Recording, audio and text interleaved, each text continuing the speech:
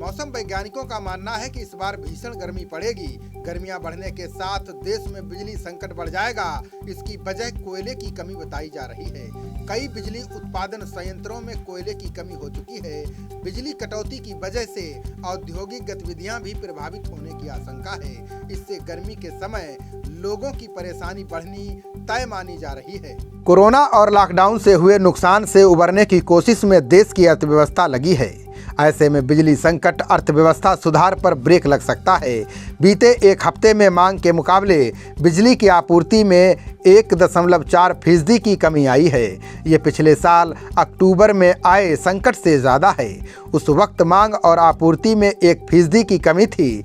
उस वक्त देश में कोयले की कमी की वजह से ये संकट पैदा हुआ था। देश के बाहरी राज्यों से कोयला की कमी की खबरों के बीच केंद्रीय ऊर्जा मंत्री आर.के. सिंह का बयान आया है। उन्होंने कहा कि आंध्र, राजस्थान, तमिलनाडु समेत कई राज्यों में कोयले की कमी हुई है। उन्होंने बताया कि बाहर से आने वाले कोयले के दाम काफ़ी तेज़ी से बढ़े हैं। इसके अलावा रेलवे द्वारा कोयले को पहुंचाने में हो रही देरी भी इसकी वजह है। इस संकट का असर आंध्र प्रदेश, महाराष्ट्र, गुजरात जैसे राज्यों में दिखाई देने लगा है। आंध्र प्रदेश में ऑटोमोबाइल से लेकर दवा कंपनियों के प्लांट हैं। वहां बिजली की मांग के मुकाबले आपूर्ति में 8.7% की कमी है।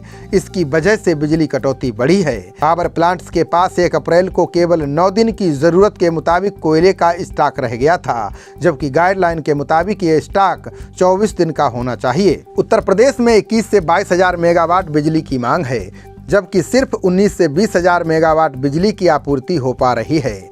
प्रदेश का सबसे बड़ा संयंत्र अनपरा में है। यहाँ केवल 4 से 5 दिन का कोयला बचा है। रेल रैक से कोयले की आपूर्ति शुरू नहीं होने से स्थितियाँ और विकट हो रही हैं। आंध्र प्रदेश के बिजली संकट की वजह से कंपनियों के उत्पादन पर भी असर पड़ना शुरू हो गया है।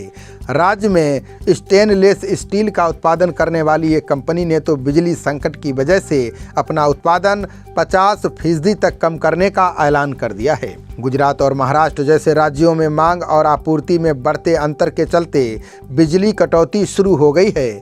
बिहार, झारखंड, हरियाणा और उत्तराखंड जैसे राज्यों में भी मांग और आपूर्ति के बीच करीब 3% का अंतर हो चुका है। देश के कुल बिजली उत्पादन में 70 से 75% उत्पादन कोयला आधारित संयंत्रों से होता है।